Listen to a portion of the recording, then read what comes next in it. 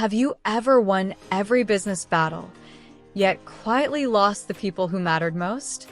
Many leaders spend years chasing the next promotion, the next deal, the next milestone. Few stop to ask what those victories might be costing them. Sometimes the road that looks smartest on paper leads somewhere nobody wants to live. Michael Harper was one of the most respected CEOs in the country. His company grew faster than competitors. Investors loved him. Business magazines praised his leadership. Yet, very few people knew what happened behind the glass walls of his corner office. Years earlier, when Michael inherited the company from his father, he received an unusual gift. Inside a wooden box sat a beautiful golden compass. His father had smiled and said, "This compass always points toward the most profitable path." At first, Michael laughed, but over time, something strange happened. Every major decision the compass seemed to guide him toward turned out to be incredibly successful. Close a struggling division? Profits increased. Lay off hundreds of workers? Stock prices climbed. Move production overseas? Shareholders celebrated. Again and again, the compass appeared to be right. Soon, Michael stopped questioning it. Whenever difficult choices appeared, he simply followed where the compass pointed. Revenue grew. Awards arrived. His office became larger. His influence expanded. From the outside, everything looked perfect. Meanwhile, small changes quietly appeared. Longtime employees stopped visiting his office. Conversations became shorter. Meetings became colder.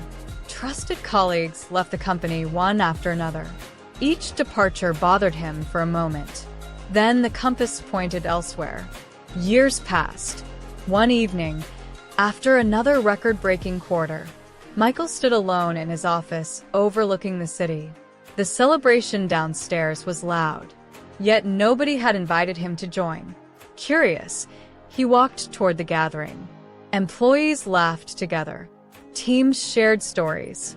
Friendships filled the room. As Michael entered, conversations faded.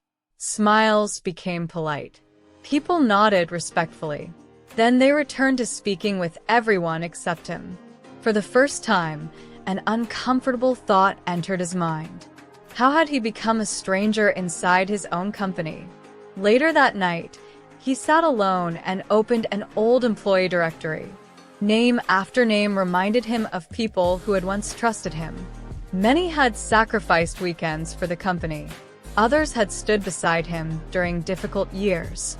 Most were gone, not because the business failed, because they felt forgotten. The next morning, Michael looked at the compass again. Its needle pointed toward another profitable decision waiting to be made. For the first time, he ignored it. Instead, he visited employees. He listened without rushing.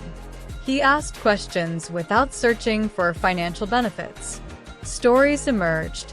Frustration surfaced. People shared concerns they had hidden for years. Some conversations were uncomfortable. Others were painful. But slowly, something unexpected returned. Trust. Months later, profits grew more slowly than before. Certain investors complained. A few analysts questioned his leadership. Yet something else began growing. People stayed. Teams became stronger. Employees felt valued. Work regained meaning. One afternoon, Michael placed the golden compass back into its wooden box and locked it away forever. Finally, he understood what his father had never explained. The compass was not broken. Its direction was simply incomplete. It could point toward money. It could point toward success. But it could never point toward loyalty, friendship, trust, or purpose. Some of life's most valuable destinations cannot be measured on a financial report. Many people spend years following a compass that only points toward achievement. They earn more. They accomplish more. They collect more recognition.